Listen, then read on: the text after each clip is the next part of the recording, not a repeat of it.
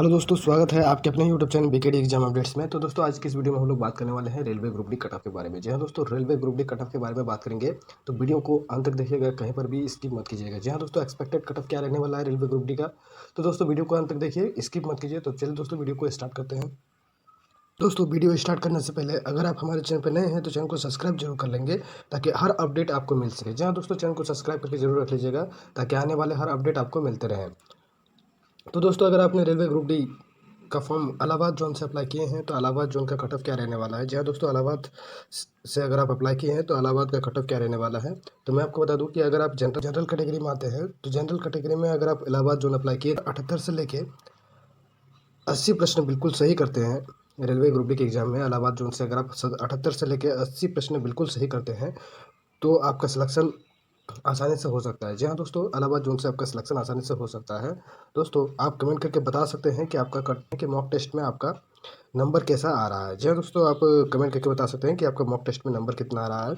ठीक है, और मैं ये एक्सपेक्टेड नंबर बता रहा हूँ कि इतना अगर आप नंबर लाते हैं तो सिलेक्शन 90% तो चांस है कि आपका आसानी से हो जाए। ठीक है, अब दोस्तों बात कर लेते हैं ओबीसी कैटेगरी में। अगर आप ओबीसी कैटेगरी में आते हैं और आप इलाहाबाद जोन से अप्लाई किए हैं तो अगर आप 70 से लेके 72 प्रश्न बिल्कुल सही करते हैं तो आपका सिलेक्शन जो है वो आसानी से हो सकता है। जी हाँ दोस्तों, आपका सिलेक्शन जो है वो आसानी से हो सकता है। आप कमेंट करके जरूर बता सकते हैं कि मॉक टेस्ट में आपका नंबर कितना आ रहा है। दोस्तों अब बात कर लेते हैं एससी कैटेगरी के बारे में। अगर आप एससी कैटेगरी में आते हैं और आपने इलाहाबाद जोन से अप्लाई किए हैं तो आपको 65 प्रश्न बिल्कुल सही करना पड़ेगा, तभी आपका सिलेक्शन इस बार हो पाएगा। आप कमेंट करके ज़रूर बताएं कि आपका मॉक टेस्ट में नंबर कितना आ रहा है। ठीक है दोस्तों, अब बात कर लेते हैं एसटी कैटेगरी के बारे में कि एसटी कैटेगरी में अगर आप इलाहाबाद जोन से अप्लाई किए हैं तो आपको कितना नंबर लाना चाहिए ताकि सिलेक्शन जो है वो 100% आपका हो जाए। ठीक है, तो दोस्तों मैं आपको एक एक्सपेक्टेड नंबर बता रहा हूँ कि अगर आप इतना नंबर लाते हैं इस बार तो आपका सिलेक्शन जो है वो आसानी से हो सकता है।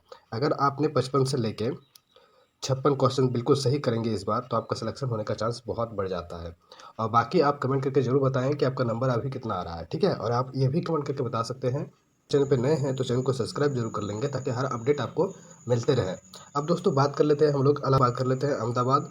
अगर आपने अहमदाबाद से फॉर्म अप्लाई किए हैं और अगर आप जनरल कैटेगरी में आते हैं तो आपको 75 प्रश्न से लेके 76 प्रश्न बिल्कुल सही करना पड़ेगा, तभी आपका इस बार सिलेक्शन हो पाएगा। जी हाँ दोस्तों, अगर आपने 75 प्रश्न से लेकर 76 प्रश्न ही करेंगे, अगर आप 75 प्रश्न या 76 प्रश्न बिल्कुल सही करेंगे तो इस बार आपका ग्रुप डी निकलने का बहुत ज़्यादा चांस बढ़ जाता है। बात कर लेते हैं अहमदाबाद में। अगर आप ओबीसी कैटेगरी में आते हैं और आप अहमदाबाद से अप्लाई किए हैं तो आपको कितना नंबर लाना पड़ेगा। देखिए दोस्तों, ये मैं एक्सपेक्टेड नंबर बता रहा हूँ। ठीक है, अगर आप इतना नंबर लाते हैं तो आपका सिलेक्शन होने का अधिकतर चांस बढ़ जाता है। देखिए दोस्तों, अगर आप 65 या 69 प्रश्न बिल्कुल सही करते हैं एग्जाम में तो आपका आसानी से सिलेक्शन हो सकता है इस बार। दोस्तों अब बात कर लेते हैं एससी कैटेगरी के बारे में, एससी एसटी कैटेगरी के बारे में बात कर लेते हैं।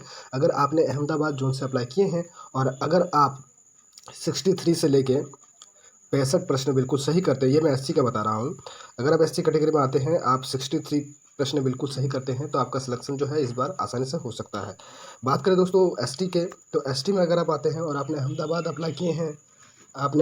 अप्लाई किए हैं तो आपको 55 प्रश्न बिल्कुल सही करने पड़ेंगे इस बार सिलेक्शन के लिए। देखिए ये 100% तो मैं नहीं बता सकता हूँ कि आपका सिलेक्शन हो ही जाएगा, लेकिन हाँ इतना जरूर बता सकता हूँ कि सिलेक्शन आपका हो सकता है, चांस बढ़ जाता है। ठीक है, 100 में तो आपका 90% चांस बढ़ ही जाता है कि अगर आप इतना प्रश्न बिल्कुल सही करेंगे तो आसानी से हो सकता है। मैं एक एक्सपेक्टेड नंबर बता रहा हूँ। अगर आपका मॉक टेस्ट में नंबर कम आ रहा है तो आप अपना नंबर बढ़ा सकते हैं, अभी भी आपके पास में थोड़ा तो टाइम है ही।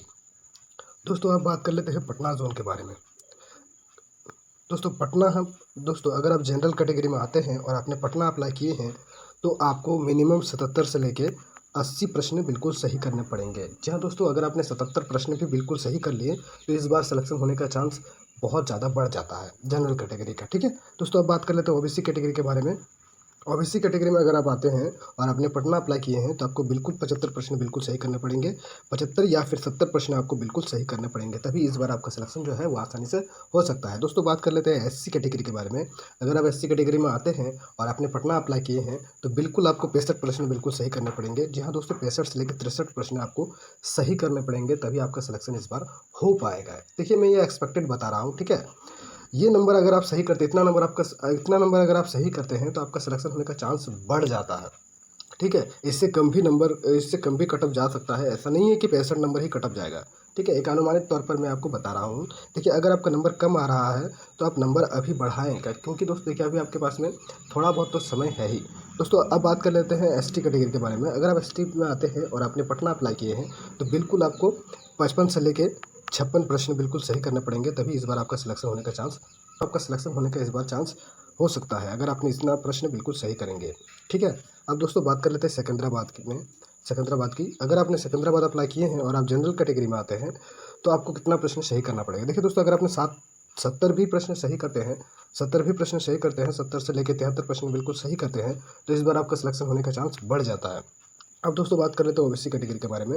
ओबीसी कैटेगरी में अगर आप आते हैं और आपने 65 प्रश्न सिकंदराबाद से सही करते हैं तो आपका सिलेक्शन होने का चांस इस बार भी बढ़ जाता है, आपका सिलेक्शन हो सकता है इस बार भी। ठीक है। अब दोस्तों बात करें एससी कैटेगरी के बारे में। अगर आप एससी कैटेगरी में आते हैं और आप सिकंदराबाद अप्लाई किए हैं तो आप बिल्कुल 59 से लेकर 60 प्रश्न अगर आप बनाते हैं इस बार बिल्कुल सही, इसमें गलत नहीं होना चाहिए, तब आपका सिलेक्शन हो सकता है इस बार। ठीक है। इतना नंबर अगर आप लेके चलते हैं एग्जाम में तो आपका सिलेक्शन होने का चांस बढ़ जाता है। दोस्तों अब बात कर लेते हैं एसटी कैटेगरी के बारे में। अगर आप एसटी कैटेगरी में आते हैं और आप 55 प्रश्न बिल्कुल सही करते हैं सिकंदराबाद से तो आपका सिलेक्शन होने का चांस इस बार बढ़ जाता है, आपका सिलेक्शन हो सकता है इस बार। ठीक है। आप इतना नंबर लेके चलिए। अब दोस्तों बात कर लेते हैं अजमेर की। अगर आपने अजमेर से अप्लाई किए हैं और अगर आप जनरल में आते हैं तो आप आते हैं और आपने आपने अजमेर जोन से अप्लाई किए हैं तो आपको 76 प्रश्न बिल्कुल सही करने पड़ेंगे, 76 से लेकर 80 प्रश्न, तभी आपका इस बार सिलेक्शन होने का चांस है। जी हाँ दोस्तों, अगर आप इतना नंबर लेके चलते हैं तो आपका सिलेक्शन आसानी से इस बार हो सकता है। ठीक है। ये मैं एक्सपेक्टेड नंबर आपको बता रहा हूँ।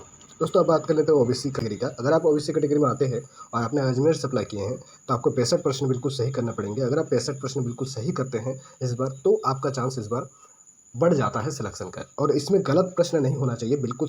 अगर आप 65 प्रश्न बिल्कुल सही करते हैं तो आपका सिलेक्शन होने का इस बार चांस बढ़ जाता है।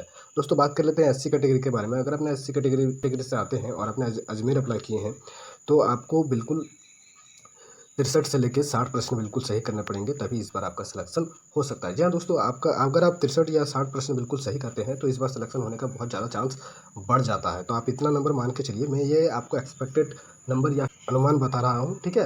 नंबर आगे पीछे भी हो सकता है, ये पूरा कंफर्म नहीं है कि इतना ही नंबर अगर आप लाइएगा तो आपका सिलेक्शन होगा। ठीक है। ये लेकिन मैं एक अनुमानित तौर पर बता सकता हूँ कि 100% तो नहीं, 100% तो नहीं, लेकिन हाँ 70 से 60% चांस है कि आपका सिलेक्शन होने का चांस है।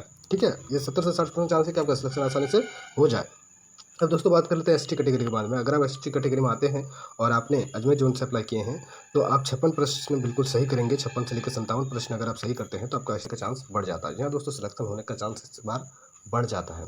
तो दोस्तों अगर आपको वीडियो अच्छी लगी हो तो वीडियो को लाइक करें, कमेंट करें, शेयर करें, और अगर आप हमारे चैनल पर नए हैं तो चैनल को सब्सक्राइब जरूर कर लेंगे ताकि हर अपडेट आपको मिल सके। जी हाँ दोस्तों, एग्जाम से जुड़ी हर अपडेट आपको मिलते रहेंगे तो चैनल को सब्सक्राइब करना मत भूलिएगा। मिलते हैं नेक्स्ट वीडियो में।